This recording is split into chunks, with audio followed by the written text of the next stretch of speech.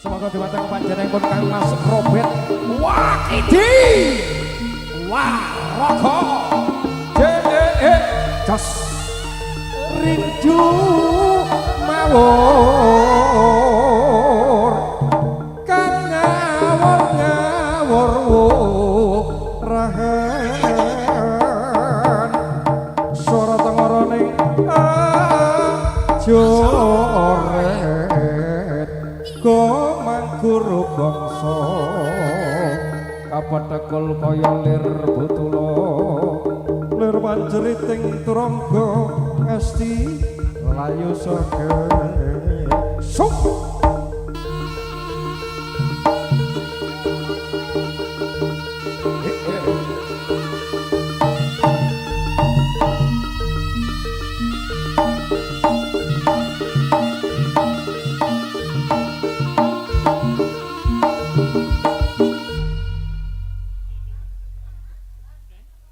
ndak duwe iki.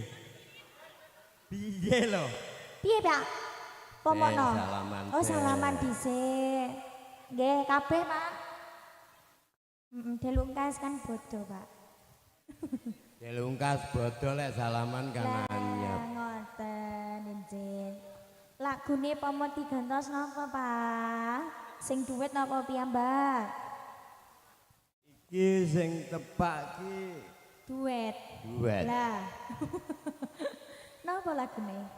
Campur sari? Campur sari anu Napa? Piye to jar kok ndak enek. Iya, Jo.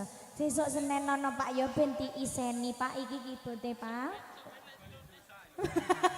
Anu tali jero. Oh iya kuwi lho, Pak. Pas. Ndak gadek tali. Oke, iki mau paring asma sinten? Kula supe. Mas Robert Mas- Wakiti Ringin Seven. Oke, Mas Robert Wakiti Ringin Seven. Iya, Ringin Seven. Gaul iki, Pak iki gaul, Pak Robert iki gaul pol. Ya, dikasih ya tali kutang. Spesial ini. Selamat malam buat tamu-tamu undangan, buat yang punya hajat.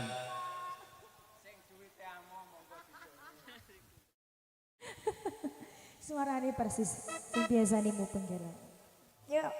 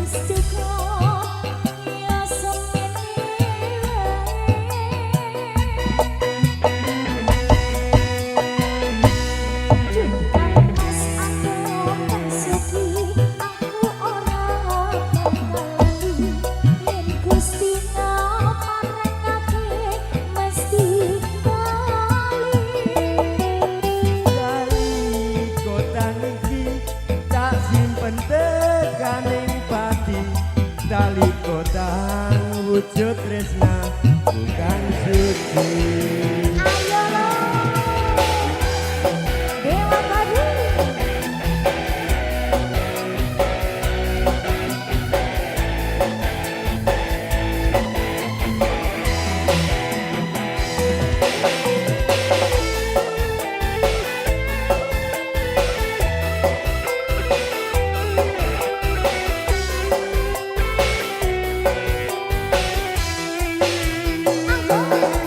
Wis tak tukoke wujud tali sak kotange saiki lha kok ilang sak slirane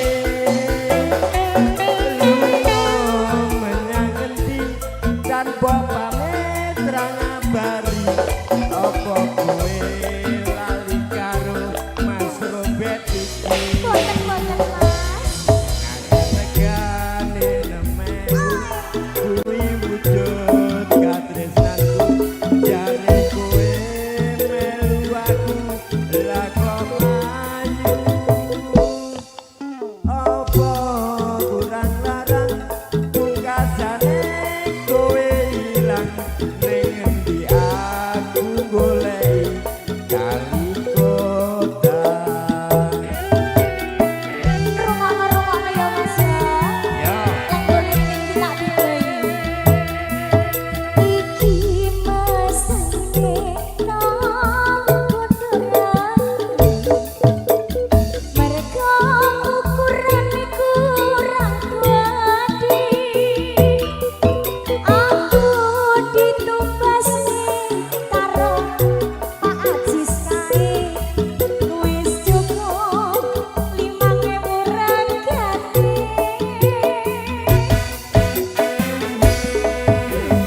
Mas aku bersuki, aku ono berkelali.